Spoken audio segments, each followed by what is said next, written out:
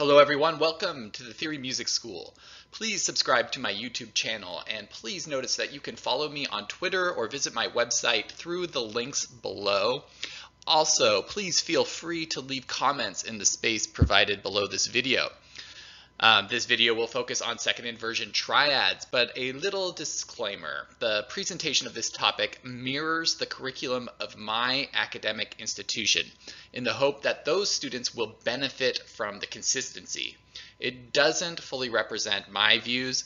The topic of second inversion triads or 6/4 chords is often a hot topic in theory pedagogy circles with strong opinions fraught with academic peril, to be slightly dramatic about it, and I will perhaps address those views more fully in a later video.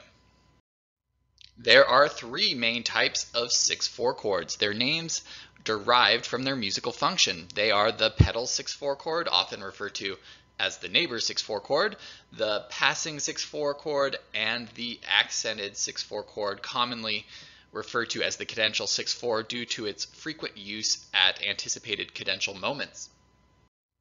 First, some general observations about 6/4 chords or second inversion triads in tonal music of the common practice period.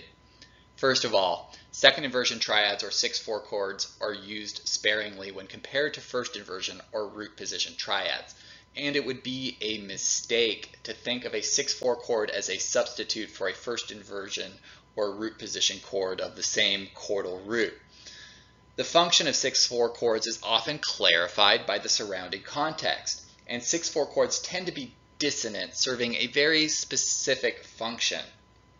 In voicing a 6/4 chord, second inversion triad, in 4-voice SATB part writing, double the bass note in one of the upper 3 voices.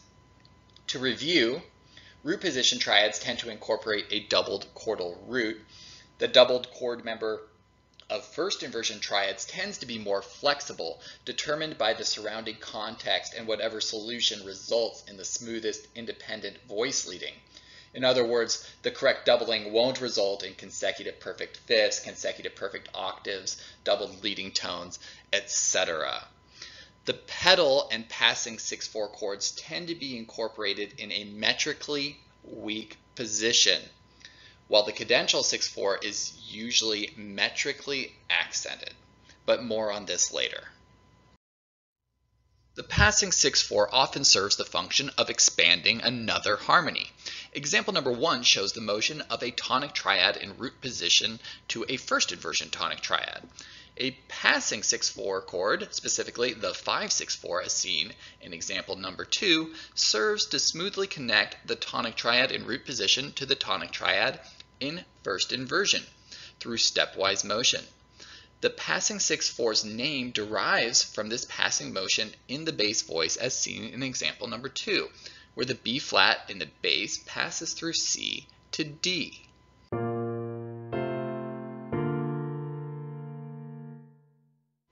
The 5/6/4 is perhaps the most common passing 6/4 chord used to expand tonic harmony as seen in example number 2, or the same progression in reverse as seen in example number 3, where a first inversion tonic triad connects to a root position tonic triad through the passing 5/6/4.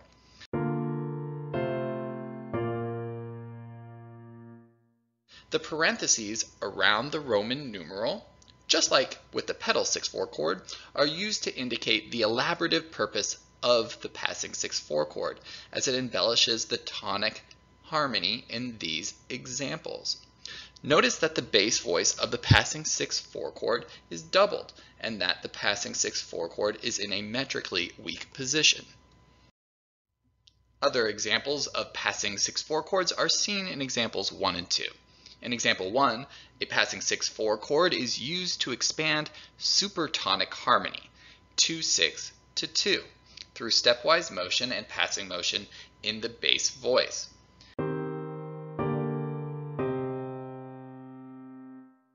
And in example number 2, a passing 6/4 chord is incorporated to expand the subdominant harmony from 4 to 4/6 through stepwise motion and passing motion in the bass voice.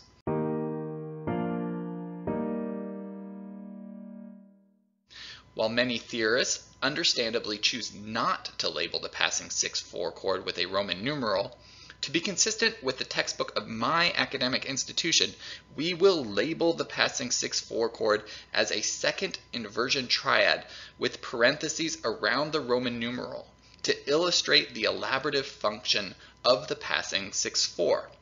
In example number 1, the chordal root of the passing 6/4 chord is G. Thus we will analyze the passing 6/4 as a 6/6/4 with parentheses.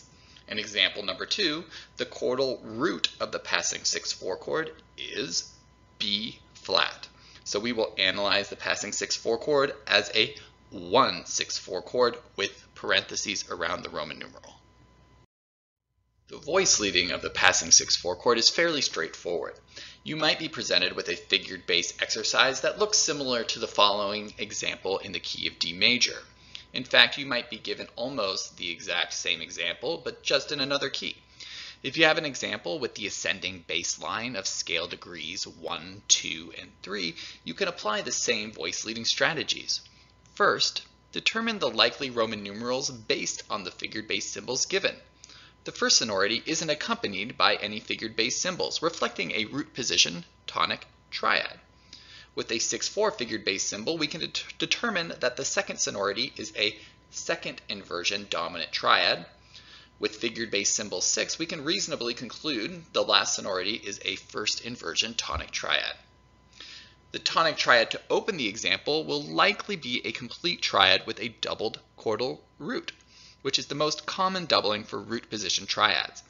I have voiced the opening chord as seen here. Your voicing might be different, but that won't change the voice leading that follows. In voicing the passing 6/4 chord, be sure to double the E, which is the bass voice. You want to double the bass voice, which in this example is the E. The most reasonable way to accomplish this doubling is in the soprano voice.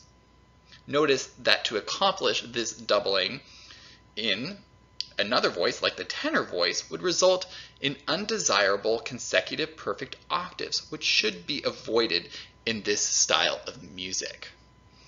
A common tone can be kept in the alto voice, which is the chordal root of the dominant. Now, the only tone missing from the dominant triad is the leading tone, the C sharp. And then this can best be approached by step in the tenor voice from D to C sharp. The final chord, the tonic triad in first inversion, shouldn't present any significant issues as long as you resolve the leading tone up by step, which is its tendency. If you do this, you are likely to keep the common tone in the alto voice, the A, and continue the stepwise descent in the soprano down to D.